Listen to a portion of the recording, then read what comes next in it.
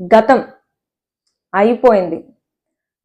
అయిపోయిన గతాన్ని తలుచుకొని ఎన్ని రోజులు బాధపడతావు, ఎన్ని రోజులు కుమిలిపోతావు, ఇంకా ఎంత కాలం ఇది, ఈ నరకంలో ఇంకా ఎంత కాలం ఉంటావు, నీ నరకంలో నీ చుట్టూ ఉన్న వాళ్ళని ఇంకా ఎంత కాలం ఉంచుతావు? వదలవా ఇంకా గతాన్ని? విడిచిపెట్టి రావా ఇంకా గతంలో నుంచి? ఆ గతంలోనే ఉండిపోతావు అని అంటే మన జన్మ వేస్ట్. మనం ఎప్పుడు చూసినా గతం గతం గతం, గతంలో ఇలా జరిగింది, గతంలో అలా జరిగింది, మార్చలేని ఒక ఆలోచన గురించి ఆలోచిస్తూ మన జీవితాన్ని పాడు చేసుకోవడమే కాకుండా మన చుట్టూ ఉండే వాళ్ళ జీవితాన్ని కూడా పాడు చేస్తున్నాం. ఇంకా ఎన్ని రోజులండి మనం గతాన్ని తలుచుకొని అలాగే ఉంటాము? అయిపోయింది. అందరికీ ఉంటుంది ఒక చేదు జ్ఞాపకంతో కూడినటువంటి గతం. కానీ అందరూ గతంలోనే ఉండిపోలేదు. కొంతమంది మాత్రం ఆ గతంలో ఉండిపోయి మానసికంగా మెంటలీ ఎంత వీక్ అయిపోతున్నారు అనంటే, వాళ్ళు ది బెస్ట్ పర్సన్స్ అయినప్పటికీ గతంలోనే ఉండిపోయి ఫ్యూచర్ని పాడు చేసేసుకుంటున్నారు.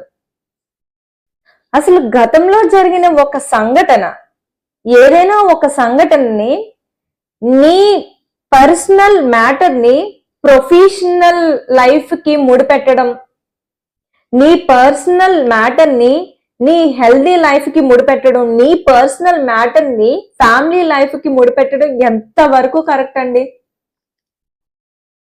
గతంలో ఏదో జరిగింది, అది నీకు పర్సనల్గా జరిగింది, అది నీ దురదృష్టమే అనుకో. అయిపోయింది, అయిపోయింది, ఏదో అయిపోయింది. రా మరి ఇప్పుడు బయటికి. ఆ అయిపోయిన దాని గురించే తలుచుకొని ఎన్ని రోజులు మనల్ని మనం హింసించుకుంటాం? నిన్ను నువ్వు హింసించుకో, అది నీ శరీరం, నీ ఆత్మ, నీ సోల్, తప్పే లేదు. కానీ ఆ గతంలో ఉండిపోయి నువ్వు బాధపడుతున్నావు అని నిన్ను చూసి ఉండలేక నీ చుట్టూ ఉన్న వాళ్ళు కూడా బాధపడుతున్నారు. అది నువ్వు చేస్తున్న తప్పు. కరెక్టా అది? అంటే ఎంతవరకు కరెక్టు మనం ఇంకొకరిని బాధ పెట్టడం అనేది? ఓకే, నీ గతం నీ ఇష్టం, నా ఇష్టం అండి, నా ఇష్టం వచ్చినట్టు ఉంటానని. కానీ నీతో పాటు కనెక్షన్ అయిన వాళ్ళు ఇంకా చాలా మంది ఉన్నారే, వాళ్ళందరినీ పట్టించుకోవా? నీ మీద ఆధారపడిన నీ తల్లిదండ్రులు ఉండొచ్చు, నీ మీద ఆధారపడిన నీ పిల్లలు ఉండొచ్చు, నీతోనే బ్రతుకుతున్న నీ భర్త ఉండొచ్చు, నీ కోసం ఆలోచిస్తున్న నీ ఫ్రెండ్స్ ఉండొచ్చు, ఫ్యామిలీ మెంబర్స్ ఉండొచ్చు. ఇంతమంది నీ చుట్టూ ఉన్నా అయిపోయిన నీ గతాన్నే తలుచుకుంటున్నావు. చూడు, ఏముంది ఆ గతంలో? అయిపోయింది, అంతా అయిపోయింది. ఎన్నో చూస్తున్నాం మనం.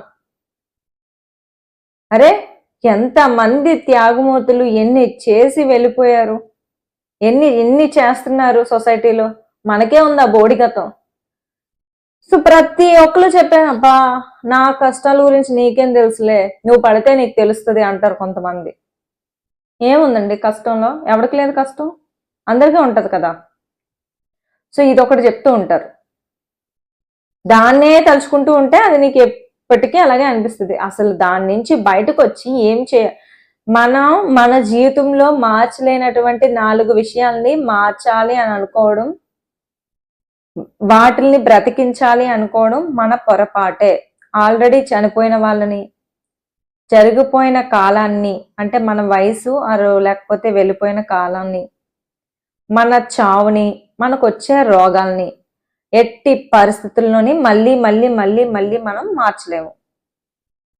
ఈ మన పుట్టుక మన చేతుల్లో లేదు, చావు మన చేతుల్లో లేదు, కానీ మిగతా 2 మన చేతుల్లో ఉన్నాయి. ఏంటవి? కాలం అండ్ ఆరోగ్యం. ఈ 2 మన చేతుల్లో ఉన్నాయి. ఎలా జరిగేది అలాగే జరుగుతుంది. మనం మార్చలేకపోయినా, గతాన్ని మార్చలేకపోయినా ఫ్యూచర్ని ఇప్పుడు మనం చేసే పని వల్ల మార్చొచ్చు మేబీ. కానీ ఇప్పటికీ నువ్వు ఇంకా గతంలోనే ఉంటే ఫ్యూచర్లోకి వెళ్ళి చూస్తే మళ్ళీ నీ గతం ఇక్కడే ఉంటుంది. సో ఇక్కడ జరిగిన ఇన్సిడెంట్లో నువ్వు ఉన్నావు, ఈ జరిగిన ఇన్సిడెంట్లో ఇక్కడ ఆలోచించో. ఎప్పుడో 2020లో జరిగిపోయిన సంఘటన 21లో, 22లో, 23లో, 25లో ఇప్పటి వరకు ఆలోచిస్తూనే ఉన్నావు. ఈ 5 సంవత్సరాలు వెనక్కి తిరిగి చూసుకుంటే 2020 మాత్రమే కనిపిస్తుంది లైఫ్‌లో. మిగతా 4 శూన్యం. ఎందుకంటే ఆ గతంలో ఉన్నాం.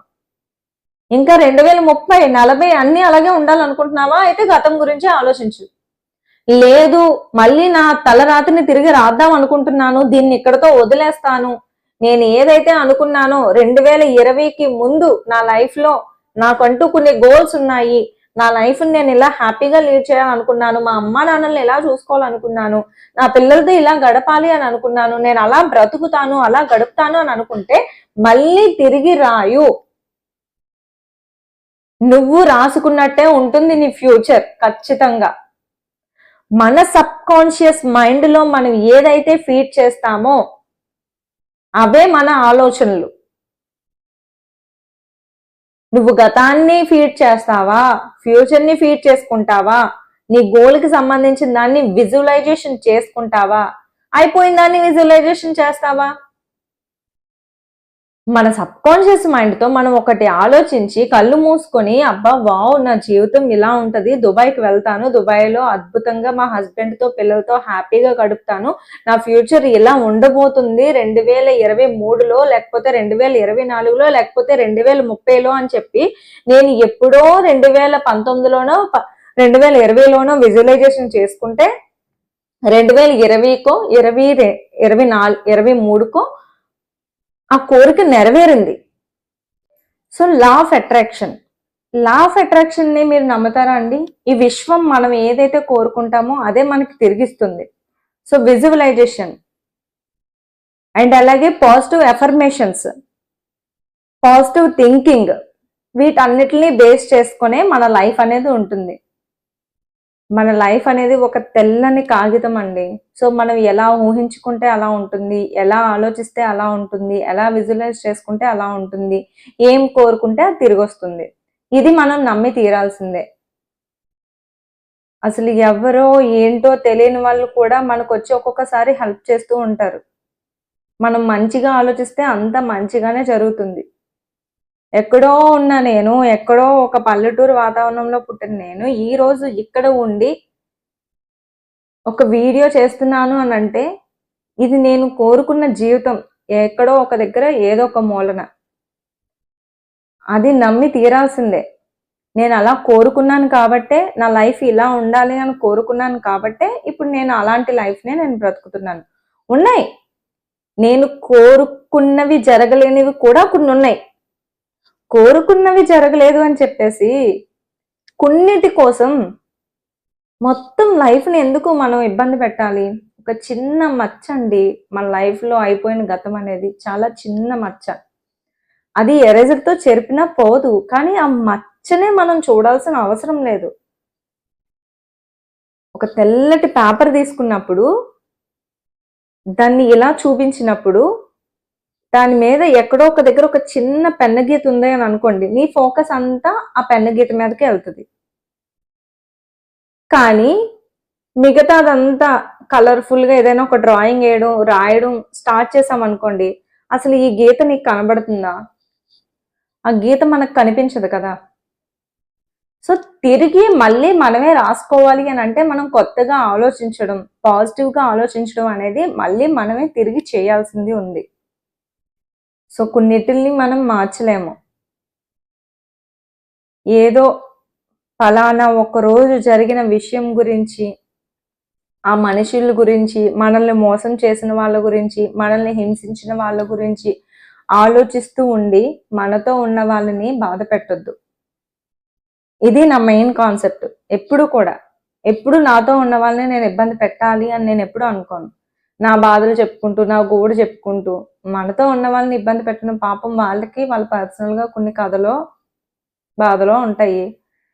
మళ్ళీ మన కథలు వాళ్ళకి చెప్పడం అంటే చెప్పొచ్చు. తప్పులేదు. ఎందుకంటే మన బాధ తీరుతది ఇంకొకరితో చెప్పుకుంటే అన్నప్పుడు కొంచెం ఎంతో కొంత చెప్పుకుంటాం. కానీ వాళ్ళతో చెప్తే కష్టాలు తీరిపోతాయో అన్నది కరెక్ట్ కాదు. అలాగని ఆలోచిస్తూ ఉండడము కరెక్ట్ కాదు.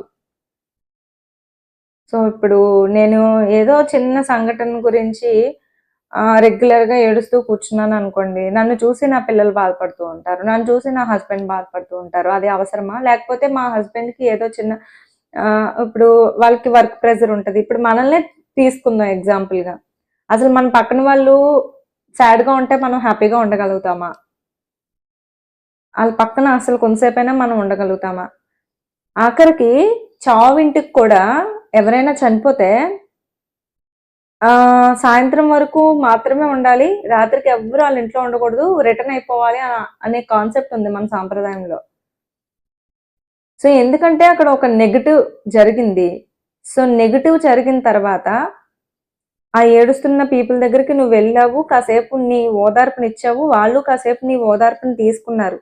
ఆ ఈవినింగ్‌కి మళ్ళీ ఎవరి గూటికి వాళ్ళు చేరుకుంటారు గానీ, అక్కడ ఎక్కువ సేపు ఉండరు. ఎందుకంటే, వాళ్ళకి వాళ్ళు మన ఓదార్పుని ఎక్కువగా కోరుకుంటున్నా, మనం వాళ్ళ దగ్గరే ఉండి, మనం ఎక్కువగా బాధపడడం అంత మంచిది కాదు గాబట్టి, ఎవరి గూటికి వాళ్ళు వెళ్ళిపోయి, ఎవరి పనుల్లో వాళ్ళు నిమగ్నం అయిపోయి, కాలక్రమేణా దాన్ని మర్చిపోవడానికి ప్రయత్నిస్తూ ఉంటారు కాబట్టి. సో, మనిషికిచ్చిన గొప్ప వరం మరుపు. జరిగిన దాన్ని మర్చిపోవడం అంత ఈజీనా అంటే ఈజీనే అని నేను అంటాను. సో మనం ప్రయత్నించాలి. అయిపోయిన దాని గురించి ఆలోచించడం ఆపుకోవాలి. ఆపాలి అని అంటే ఏం చేయాలి? ఆ నెగెటివ్ థాట్స్ని ఆపాలి అని అంటే ఏం చేయాలి? కొత్తగా ఏదో ఒక పని సృష్టించుకోవాలి. కొత్తగా ఏదో ఒక పని చేయాలి. కొత్త ప్రదేశానికి వెళ్ళాలి. కొత్త మనుషులతో మాట్లాడాలి. కొత్త పరిచయాలు పెంచుకోవాలి. ఏదైనా చెయ్యు. కొత్త వంటకమైనా నేర్చుకో. కొత్తగా ఏదైనా వర్క్ చెయ్యు. ఏదైనా స్కిల్ నేర్చుకో. ఏదో ఒకటి చెయ్యి. ఏదో ఒక పని చెయ్యి. ఖాళీగా ఉండకు. ఖాళీగా ఉంటే బుర్రలోకి ఎదవాలోచనలే వస్తాయి. ఆటిల్ని వదిలించుకోవడం మన వల్ల కాదు. అవి ఇంకా ఇంకా ఇంకా పిల్లలు పుట్టించేస్తుంది అనమాట. ఒక ఆలోచనకి ఇంకో ఆలోచన, ఇక్కడి నుంచి మొదలై ఇలా ఇలా ఇలా ఇలా ఇలా ఇలా ఇలా సండే బుక్ లో దారిని కనుక్కోండి అని చెప్పేసి ఇస్తారు కదా, గజిబిజిగా ఉన్న దారి. సో అలాగా మన ఆలోచన ఇక్కడి నుంచి మొదలయ్యి ఆ దారిని కనుక్కోవడం కూడా కష్టమే. ఆ సండే బుక్ లో ఉన్న దారిని ఇది కనుక్కోవడం కొంచెం ఇలా ఇలా ఇలా వెళ్ళి ఎక్కడో దగ్గర ఎండ ఉంటది. మన ఆలోచనలకి మన బుర్రలో వచ్చే థాట్స్ కి ఎండ అనేది ఉండదు. ఒక రోజులో 600 నుంచి 6000కి పైగానే మనకి ఆలోచనలు వస్తూ ఉంటాయంట. అందులో ఏం పనికొచ్చేవో, ఏవో పనికిరానివో, ఏవో అవసరం ఉన్నవో, ఏవో అనవసరమైనవో వస్తే అందరికీ వస్తాయండి. ఈ వీడియో చెప్తున్నా నాకు కూడా బుర్రలో బోల్డెన్ థాట్స్ ఉంటాయి. ఎలా చెప్తాను, ఏం చెప్తున్నాను, ఎక్కడ చేయాలి, ఎలా చేయాలి, ఏ వీడియో పెట్టాలి అని చెప్పి. సో వీడియో చెప్పడం మొదలుపెట్టిన తర్వాత ఆలోచనలు ఏమి ఉండవు, పని చేసేస్తున్నాను కాబట్టి. ఆ పని చేయలేనంత సేపే ఆలోచనలు ఉంటాయి. సో పనిని చెయ్యు, ఏదైనా చెయ్యు, కొత్తగా చెయ్యు. సో ఇదండి వాటి నా వీడియో. మరొక మంచి వీడియోతో మళ్ళీ కలుద్దాం. అంతవరకు ఉంటాను మరి. సెలవు. Bye bye.